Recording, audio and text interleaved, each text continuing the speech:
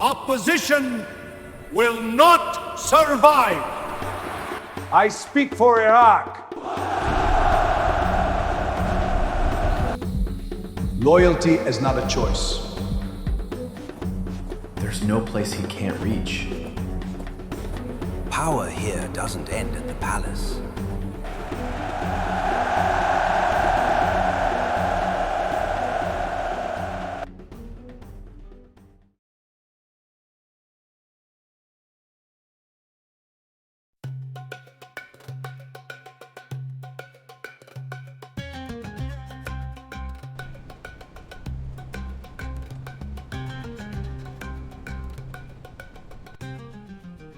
The oil feeds the country, so we keep it flowing. Iraq emerges as a regional power. Oil money fuels Iraq's rapid growth. We were building something big. The country had money, real money.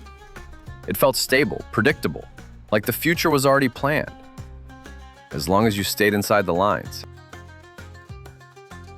People forget this part.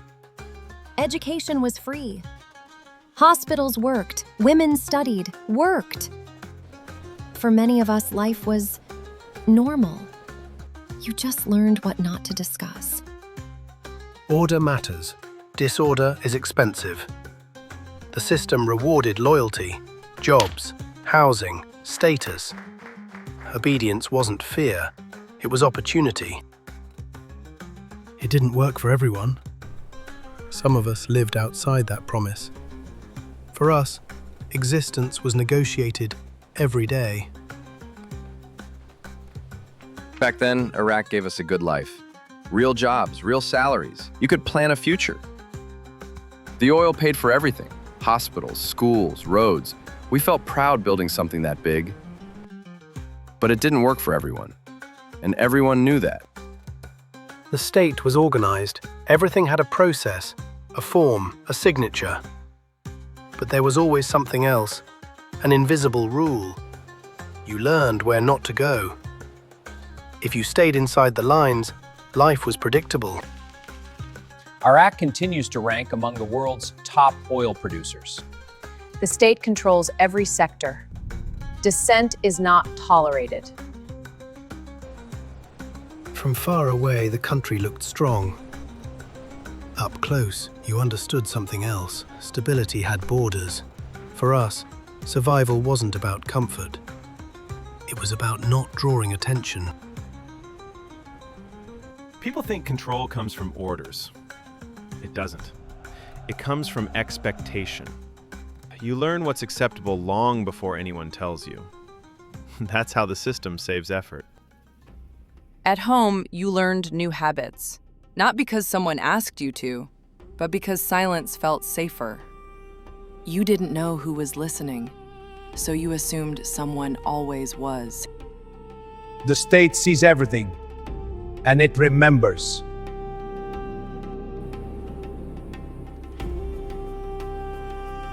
Unity is not optional. It is enforced.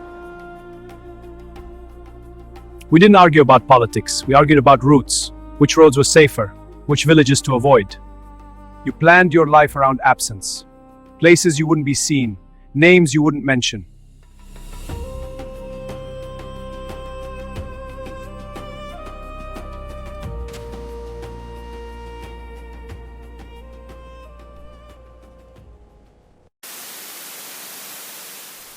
War has erupted between Iraq and Iran.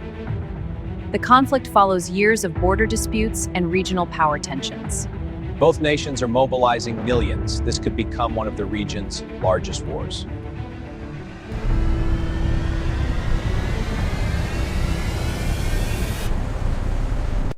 Armed conflict has erupted between Iran and Iraq. Tensions along the border have escalated into open war.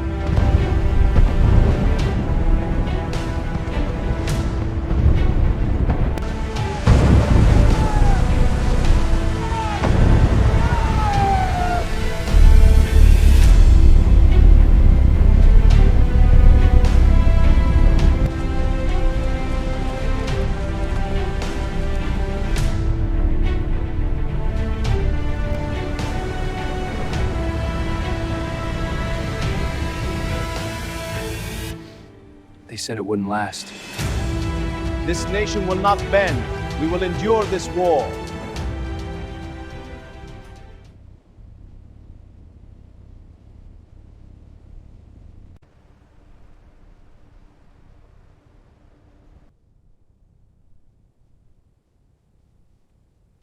We thought the war was the worst thing that could happen. We were wrong.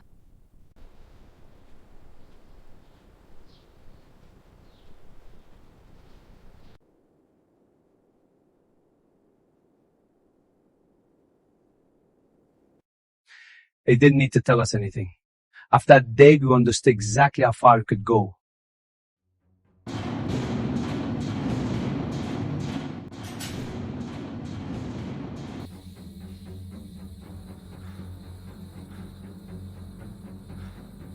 When someone vanished, we didn't ask where. Asking was dangerous too. We survived by selling pieces of our lives. People ask how a country learns to live like this. It doesn't begin with chaos. It begins when power shows what it's willing to do. Those who betray the nation will be exposed. Stand up when you hear your name. Ali Hassan. For us, that moment was televised. No one explained the rules. They let us watch them being written. When they broke their own people, the future became very clear.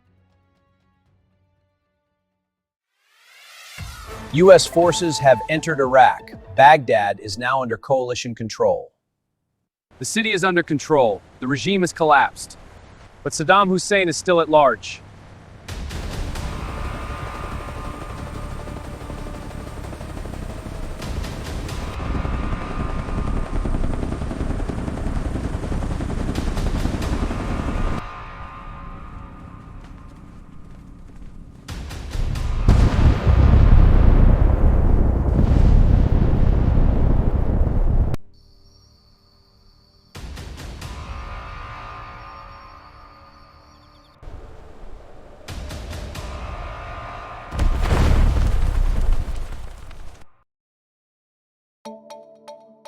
Breaking news. Former Iraqi leader Saddam Hussein has been captured by U.S. forces near Tikrit.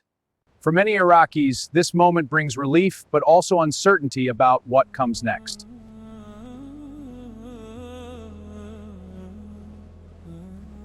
Saddam is gone, but the years we lost will never come back. Ya Allah, my heart it bends and bows. In the silence where only you know. He's gone. But the people I loved didn't live long enough to see this day. In the darkest night I see a glimmer of eternity. Allahu nur as-samawati wal-ard.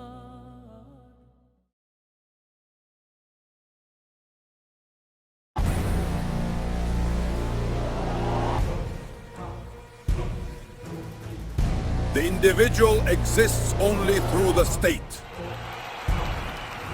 One man ruled the Soviet Union.